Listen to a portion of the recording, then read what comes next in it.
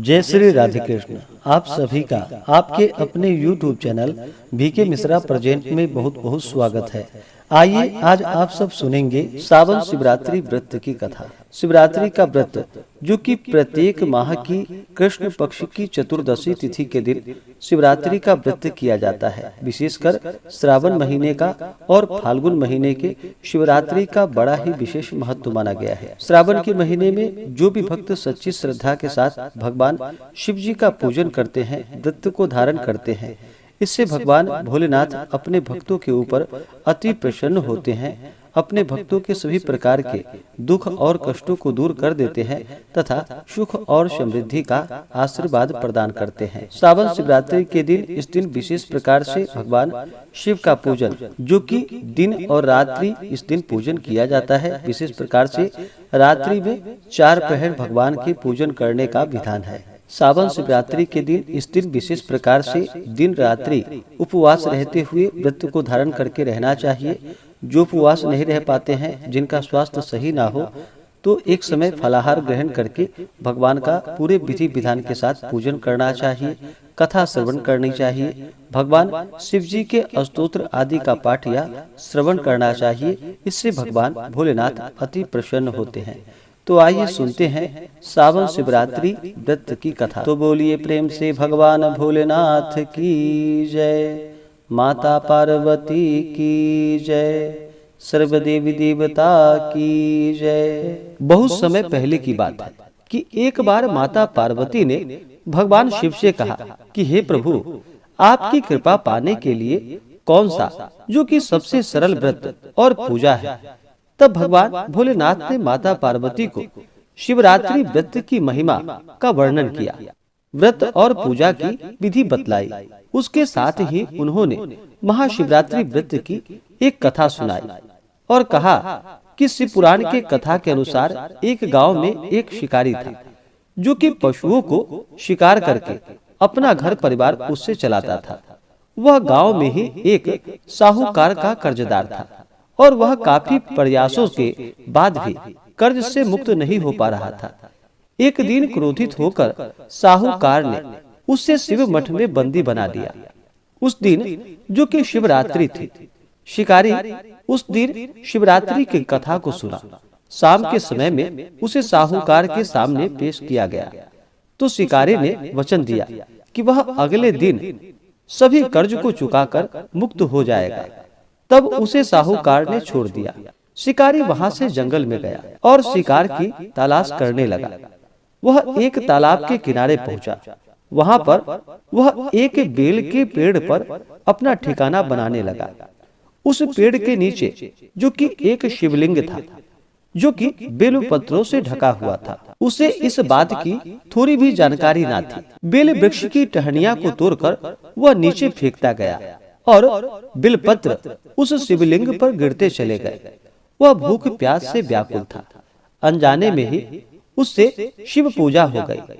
2 पहर तक वह भूखा ही रहा। रात में एक गर्भवती हिरणी तालाब में पानी पीने के लिए आई। तब शिकारी उसे मारने के लिए अपना धनुष और बाण लेकर तैयार हो गया।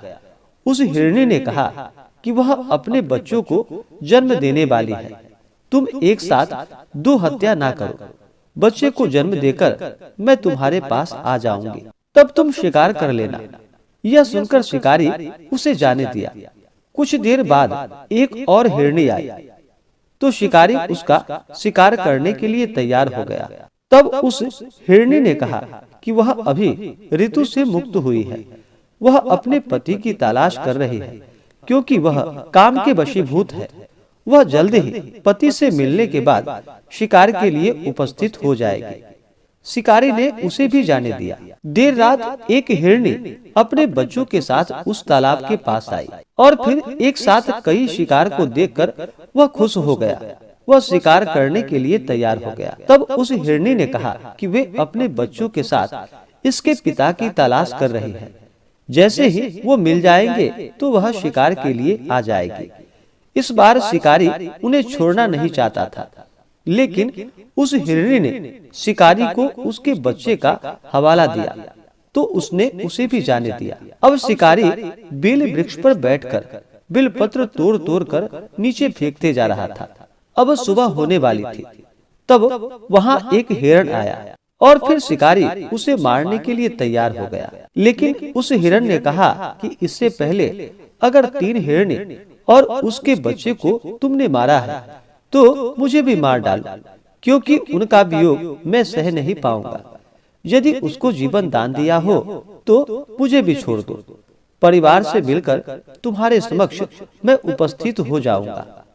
रात भर उपवास और रात्रि जागरण और अनजाने में बिलपत्र से शिवलिंग की पूजा के प्रभाव से शिकारी दयालु हो गया।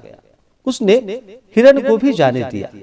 उसके मन में भक्ति की भावना प्रकट हो गई और वह पुराने कर्मों को सोचकर पश्चाताप करने लगा। तभी उसने देखा कि हिरण का पूरा परिवार शिकार के लिए आ गया। यह देखकर वह करुणामय हो गया और रोने लगा। उस शिकारी ने हिरण और उसके परिवार को जीवन दान दे दिया और स्वयं हिंसा को छोड़कर दया के मार्ग पर चलने लगा। भगवान शिव की कृपा से वह शिकारी तथा हिरण आदि का परिवार अंत में मोक्ष को प्राप्त हुआ।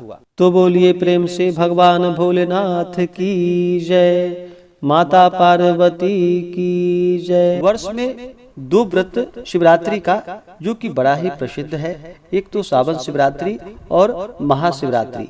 जिस प्रकार से महाशिवरात्रि में भगवान के पूजन करने का विधान है, उसी प्रकार से श्रावण के महीने में सावन शिवरात्रि के दिन अगर भगवान शिव जी का विशेष प्रकार से पूजन अर्चन करते हैं, कथा श्रवण करते हैं, भगवान शिव जी के स्तोत्र आदि का पाठ करते हैं, इससे भगवान भोलेनाथ अपने भक्तों के ऊपर अति प्रसन्न होते हैं तथा सुख और समृद्धि का आशीर्वाद प्रदान करते हैं और इस व्रत को धारण करने से मोक्ष की प्राप्ति होती है। भगवान भोलेनाथ एक ऐसे देव हैं जो अपने भक्तों के ऊपर थोड़े से जल से ही प्रसन्न हो जाते हैं और अपना कृपा बरसाते हैं। वैसे प्रत्येक माह की चतुर्दशी को शिवरात्रि का व्रत किया जाता है, लेकिन सावन के महीने में भगवान शिव जी के पूजन करने का विशेष महत्व माना गया है।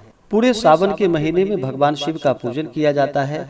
वहीं पे सावन सोमवार सावन शिवरात्रि व्रत में विशेष प्रकार से भगवान शिव जी का पूजन करने से सभी प्रकार के दुख और कष्ट दूर होते हैं तथा सुख और समृद्धि की प्राप्ति होती है। शिवरात्रि का व्रत जो किया जाता है, इस व्रत को निशिता व्यापिनी चतुर्दशी ली जाती है। जिस रात्रि चतुर्दशी में निशिता काल का समय प्राप्त हो, विशेष प्रकार से उस दिन इस व्रत को धारण करना चाहिए। तो आइए जानते हैं सावन शिवरात्रि व्रत के शुभ मुहूर्त के बारे में। श्रावण मास कृष्ण पक्ष चतुर्दशी तिथि प्रारंभ समय जो कि 2 अगस्त 2024 दिन शुक्रवार दोपहर 3:29 और चतुर्दशी तिथि की जो समाप्ति है वह 3 अगस्त 2024 दिन शनिवार को दोपहर 3:52 पे चतुर्दशी तिथि की समाप्ति है।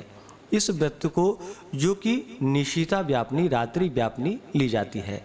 इस कारण से सभी भक्तजन 2 अगस्त 2024 दिन शुक्रवार को व्रत धारण करेंगे और इस दिन जो कि दिन और रात्रि भगवान शिव जी का पूजन करेंगे। विशेष प्रकार से 2 अगस्त की रात्रि भगवान शिव जी का पूजन करेंगे। इस बार श्रावण शिवरात्रि के दिन जो कि सर्वार्थ सिद्धि योग भी बन रहा है, जो सुबह 10:59 से शुरू होकर के अगले दिन सुबह 5:44 तक होगा, जो कि यह बड़ा ही पुण्यफलदायी बन रहा है योग। इस बार 2 अगस्त को सूर्योदय का जो समय होगा वह समय सुबह 5:26 और सूर्यास्त शाम 6:42।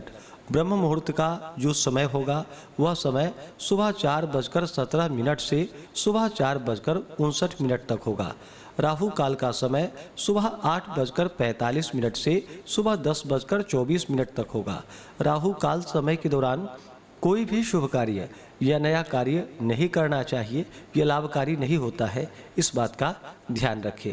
योग जो कि हर्षण योग सुबह 11:44 तक, उसके बाद वज्र योग होगा। सावन शिवरात्रि में 2 अगस्त को रात्रि में 4 प्रहर पूजन का जो समय होगा वह समय पहले प्रहर पूजन का समय शाम 7:10 से रात्रि 9:48 तक होगा।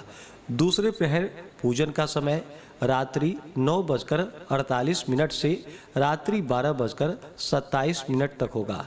तीसरे प्रहर पूजन का समय रात्रि 12:27 से रात्रि 3:05 तक होगा।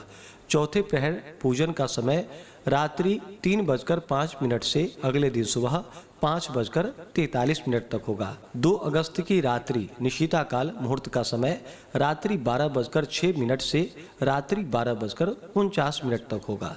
जो भी सावन शिवरात्रि का व्रत धारण करेंगे वो सभी व्रत का पारण 3 अगस्त को करेंगे। पारण का समय सुबह 5:43 से दोपहर 3:48 तक होगा। व्रत का पारण जो कि चतुर्दशी तिथि समाप्त होने से पहले ही कर लेनी चाहिए। जो भी भक्तजन व्रत को धारण करने वाले हैं उन्हें चाहिए इस व्रत के लिए त्रयोदशी तिथि के दिन से ही शुद्ध और सात्विकता का पालन करना चाहिए, ब्रह्मचर्य का पालन करना चाहिए रात्रि में, और चतुर्दशी तिथि की सुबह उठ करके नित्य क्रियाओं से निवृत्त होकर के गंगा नदी में या घर के नहाने के पानी में थोड़ा सा गंगा जल मिला करके स्नान करना चाहिए। शुद्ध वस्त्र धारण करके व्रत के लिए भगवान शिव जी से प्रार्थना करनी चाहिए। व्रत का संकल्प लेना चाहिए कि हे भगवान भोलेनाथ, हे देवादिदेव महादेव, आज मैं सावन शिवरात्रि का व्रत धारण करने जा रहा हूँ। इस प्रकार से भगवान से प्रार्थना करें कि यह व्रत मेरा निर्विघ्न पूरा हो, हमें पुण्य फलों की प्राप्ति हो। और इस दिन जो कि दिन रात्रि उपवास रहते हुए व्रत को धारण करना चाहिए। जो उपवास नहीं रह पाते हैं, जिनका स्वास्थ्य सही ना हो, तो आप फलाहार ग्रहण करके व्रत को धारण करें। और इस दिन सुबह के समय में भगवान शिव जी का पूजन करें और रात्रि में विशेष प्रकार से 4 प्रहर भगवान शिव जी का पूजन करना चाहिए और अगले दिन जाकर के व्रत का पारण करना चाहिए। इस दिन भगवान शिव जी का जो कि जल से अभिषेक करे, पंचामृत से अभिषेक करे, सुगंधित जल कर्पूर के जल से भगवान शिव जी का अभिषेक करे। जल में काले तिल डाल करके इस दिन भगवान शिव जी का अभिषेक करना चाहिए। सुगंधित द्रव्य चंदन आदि डाल करके भगवान शिव जी का अभिषेक करना चाहिए। अलग अलग वस्तुओं से भी, जैसे कि दूध, घृत, शक्कर, मधु, इन सबों से अभिषेक करना चाहिए। फिर अंत में शुद्ध गंगा जल से अभिषेक करके भगवान शिव जी को जो कि सफेद वस्त्र या पीला वस्त्र अर्पित करनी चाहिए। उसके बाद यज्ञोपवीत अर्पित करनी चाहिए। फिर अक्षत, चंदन, पुष्पों की माला अर्पित करनी चाहिए। भस्म भगवान शिव जी को अति प्रिय होता है, तो भस्म भगवान शिव जी को चढ़ाना चाहिए। उसके बाद भांग, धतूरा, शमीपत्र, बेलपत्र भगवान शिव जी को अर्पित करें। जब भी भगवान शिव जी को बेलपत्र अर्पित करते हैं तो 3 पत्ते वाला बेलपत्र हो, उस पे राम का नाम लिख करके या नमः शिवाय लिख करके भगवान शिव जी को बेलपत्र अर्पित करनी चाहिए। भगवान शिव जी को सच्ची श्रद्धा के साथ अगर बेलपत्र अर्पित की जाए तो इससे 3 जन्मों के पापों का नाश होता है। त्रिदलम त्रिगुणाकारम त्रिनेत्रम च त्रिधायुधम त्रिजन्म पाप संहारम बिल्वपत्रम शिवार्पणम। अगर भगवान शिव जी को बेलपत्र अर्पित की जाए तो भगवान शिव अपने भक्तों के 3 जन्मों के पापों का संहार कर देते हैं। तो बेलपत्र अवश्य ही इस दिन भगवान शिव जी को अर्पित करें। इसके बाद धूप और दीप दिखाएं। अनेक प्रकार का नैवेद्य जो भी आपसे बन सके, इस मौसम में होने वाले ऋतु फल आदि का भगवान शिव जी को भोग लगाए। नैवेद्य के बाद जल से आचमनी करवाए। मुख शुद्धि के लिए पान पत्र, सुपारी, लौंग, इलायची के साथ में अर्पित करें। द्रव्य दक्षिणा चढ़ाएं। इस दौरान पुरुषोक्त भगवान शिव के मंत्र, स्तोत्र, चालीसा आदि का पाठ या श्रवण करना चाहिए। भगवान की आरती करनी चाहिए। इस प्रकार से चारों प्रहर में पूजन करना चाहिए और उसके बाद अगले दिन जाकर के जो पारण का समय बतलाया गया है उसके अनुसार व्रत का पारण करना चाहिए। इस प्रकार व्रत को धारण करने से भगवान शिव जी अपने भक्तों के सभी प्रकार के दुख और कष्टों को दूर करते हैं तथा सुख और समृद्धि का आशीर्वाद प्रदान करते हैं। जब भी किसी प्रकार का आप व्रत धारण करते हो तो व्रत के दौरान जो कि शुद्ध और सात्विकता का पालन करना चाहिए। व्रत के दौरान किसी के ऊपर क्रोध नहीं करनी चाहिए। अपने मन में किसी के प्रति ईर्ष्या या द्वेष का भाव नहीं लाना चाहिए। ब्रह्मचर्य का पालन करना चाहिए। तामसिक वस्तुओं का या नशीले पदार्थों का सेवन बिल्कुल भी नहीं करनी चाहिए। धर्म का आचरण करते हुए रहना चाहिए। अपने से बड़ों का सदा ही आदर और सम्मान करना चाहिए। इस प्रकार धर्म का आचरण करने से अनंत फलों की प्राप्ति होती। तो आशा करता हूँ कि यह जानकारी आपको अच्छा लगा हो। इसी प्रकार से ज्ञानवर्धक जानकारियाँ प्राप्त करते रहने के लिए, व्रत पूजा के बारे में जानने के लिए, कथा को सुनने के लिए चैनल पे अगर आप पहली बार आए हैं तो चैनल को लाल बटन दबा करके सब्सक्राइब करें। साथ में बेल आइकन घंटी को दबाएं ताकि आने वाली वीडियो का नोटिफिकेशन आपको समय से मिलता रहे। वीडियो को लाइक करें, शेयर करें। सुखी रहें और स्वस्थ रहें। जय श्री राधे कृष्ण। धन्यवाद।